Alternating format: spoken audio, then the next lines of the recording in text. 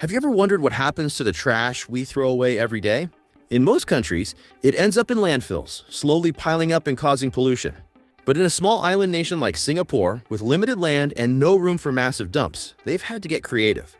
So instead of letting waste be a problem, Singapore found a way to turn trash into something valuable, into energy, into space, and into opportunity. This is the story of how Singapore turns trash into gold. Let's go back to the beginning. Singapore is a tiny country, just about the size of a city. When it became independent in 1965, it had very few natural resources. No oil, no gold, no vast lands for farming or dumping waste. It was densely populated and needed every inch of land for housing, industry, and infrastructure. As the economy grew, so did the amount of waste. More people meant more trash, and more trash meant more problems.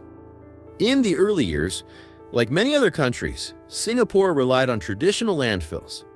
But very quickly, they realized it wasn't sustainable. The land was running out, and the environmental impact was growing. Something had to change. That's when the government decided to take a different path, one that focused on long-term planning, innovation, and sustainability.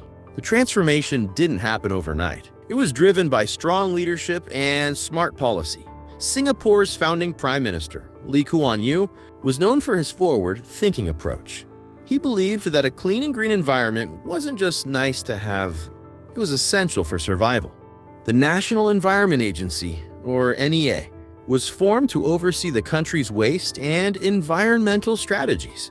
Scientists, engineers, urban planners, and policymakers worked together to come up with a system that wouldn't just manage waste, but would transform it into something useful. And this wasn't just a government effort. Citizens were also part of the plan, through education, campaigns, and strict rules that made everyone responsible for keeping the city clean. So, how exactly does Singapore turn trash into gold? The answer lies in a smart system called waste to energy, or WTE.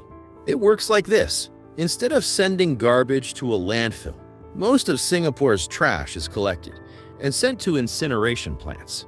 There, it's burned at extremely high temperatures. Now, you might think burning trash sounds harmful, but Singapore uses advanced technology that filters out harmful gases and captures the energy produced from burning. That heat is used to boil water and produce steam, which then drives turbines to generate electricity. In fact, this process creates enough energy to power hundreds of thousands of homes every day. So instead of trash taking up space, it's powering homes, buildings, and even parts of the city's infrastructure. What's left after the incineration process is ash, and even that doesn't go to waste. Some of the ash is used in construction projects, while the rest is carefully stored in Semakau landfill. An offshore landfill that's not your typical dump.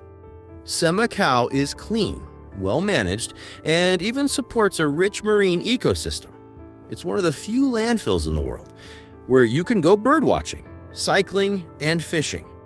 Singapore is also working hard to tackle food waste, which makes up a large part of household trash. New projects are turning leftover food into fertilizer or biogas, adding even more value to the waste cycle. This approach brings many benefits to Singapore. First, and most importantly, it saves land. Singapore doesn't need to build massive landfills that take up precious space. That land can be used for homes, parks, and businesses instead. Second, it generates electricity, reducing the country's need to import fuel or build more power plants. It makes the country more energy secure and sustainable. Third, helps keep the city clean and healthy. You rarely see litter on the streets in Singapore. That's because waste is collected quickly, processed efficiently, and reused wherever possible. Lastly, it supports the country's image as a global green leader. This clean and efficient waste system attracts investors, tourists, and environmental partners from around the world who come to learn from Singapore's model. There's a lot that the world can learn from Singapore's approach. The first lesson is that innovation matters. Instead of seeing trash as a problem, Singapore looked at it as a resource. That mindset shift from waste to value is powerful. With the right technology, we can turn almost anything into something useful. The second lesson is the importance of long-term planning and strong government leadership. Singapore didn't just react to problems, it planned ahead. It invested in infrastructure, trained people, and made laws that helped the whole system work. But perhaps the most important lesson is that everyone has a role to play. Singaporeans are taught from a young age to follow the 3 R's: reduce, reuse, recycle. Schools teach it, businesses follow it, and the community supports it. People are encouraged and expected to do their part.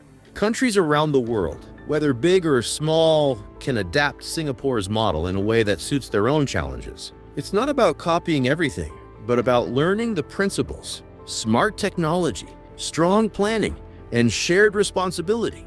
At the end of the day, Singapore shows us that even a small country with limited resources can do big things with the right mindset. Turning trash into gold isn't just about burning waste or making energy. It's about turning problems into possibilities. It's about protecting the planet while improving lives. And it's about building a future where nothing is wasted and everything has value. So the next time you throw something away, think of Singapore. And remember that even your trash might have the potential to power a home, build a road, or help create a cleaner world. Because with the right ideas, even garbage can become gold.